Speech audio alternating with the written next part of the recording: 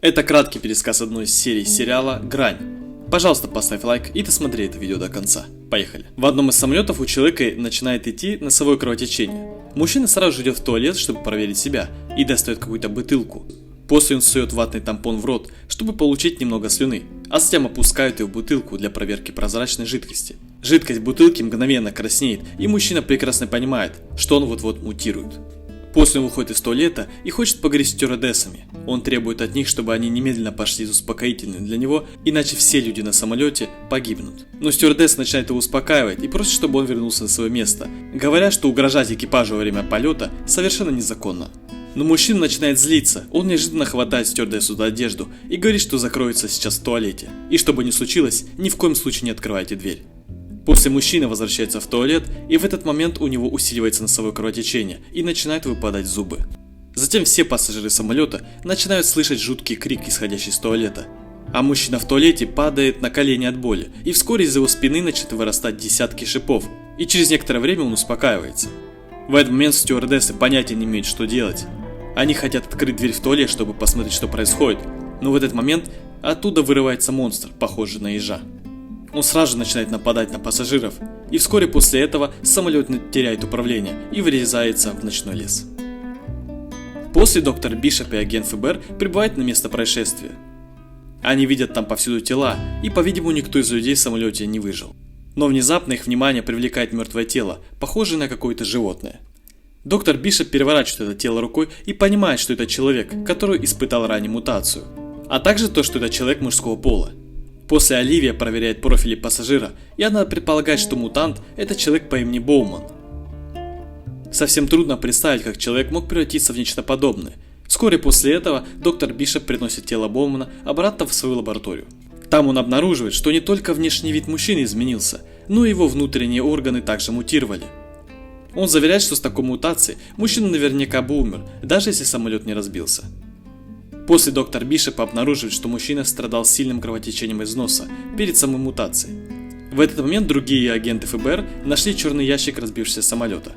В тот момент, когда они начали слушать запись нарушения самолета, они поняли, что Боуман мутировал и напал на весь экипаж, что и спровоцировало падение самолета. Позже Оливия получает звонок от Питера, который говорит, что отчет об анализе крови Боумана вовсе отсутствует. Вскоре они обнаруживают, что кровь Боумана содержит новый искусственный вирус. Это и был тот самый вирус, который вызвал его мутацию. После этого их миссия становится ясна, чтобы выяснить, кто же все-таки дал Боуману дозу, после которого произошла мутация. В ходе некоторого расследования Оливия узнает, что Боуман часто летал самолетами и встречал своего клиента Хикса. Поэтому они арестовывают Хикса для последующего допроса. Оливия показывает ему фотографию Боумана и говорит, что это Боуман, который был до его мутации, и спрашивает, знает ли он этого человека. Но Хикс почему-то отрицает, что знает Боумана, и пока он это говорит, у него также начинает идти кровотечение из носа. Доктор Бишоп понимает, что Хикс тоже собирается мутировать, и он готов использовать успокоительное на Хиксе, которое является единственным способом спасти его. Как раз в тот момент, когда Оливия пользуется возможностью, чтобы спасти Хикса, Хикс все-таки раскрывает личность человека, который дал ему дозу, и называет имя Конрад. После доктор Бишоп дает ему успокоительное, и он медленно теряет свое сознание. После они возвращают Хикса в лабораторию, чтобы узнать правду о вирусе. Доктор Бишоп помещает Оливии в резервуар сенсорной депривации. Это устройство, которое позволяет Оливии получить доступ к воспоминаниям Хикса. В его воспоминаниях Оливия обнаруживает шокирующую тайну, и оказывается, что Хикс был агентом под прикрытием. Поэтому Оливия немедленно выходит из резервуара, она просит доктора Бишопа разбудить Хикса и дает ему противоядие. После Хикс говорит Оливии, что этот вирус был создан биологом по имени Конрад, который планирует продавать биооружие на черном рынке. И если этот вирус все же попадет на черный рынок, последствия будут невообразимыми. Позже с помощью Хикса агенты ФБР все же арестовывают покупателей, которые собираются купить данный вирус. Но они отказываются сотрудничать, поэтому Оливия выдает себя тоже за покупателя. Она также собирается заключить сделку с людьми Конрада. Перед ее самой операцией ей вставляется провод в ухо, и позже продавец прибывает в отель. Чтобы защитить Оливию, Питер также настаивает на том, чтобы пойти вместе с ней. После входа в гостиничный номер продавец выполняет проверку безопасности Оливии, но внезапно его устройство обнаруживает что-то необычное, и Оливия практически раскрывается. Но все же ей удается успешно обмануть их. Хикс, который находится рядом, знает очень много о продавце, и под его руководством Оливия чувствует себя очень хорошо. В Внезапно у Хиггса снова начинается кровотечение из носа, и доктору Бишпу приходится снова использовать противоядие и успокоительные средства.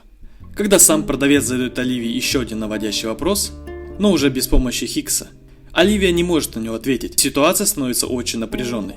Питер всеми силами пытается сменить тему, чтобы выиграть какое-то время.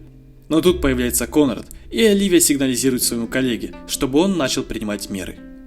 В этот момент агенты ФБР быстро врываются в комнату, арестовывают Конрада и успешно предотвращают проникновение вируса на черный рынок.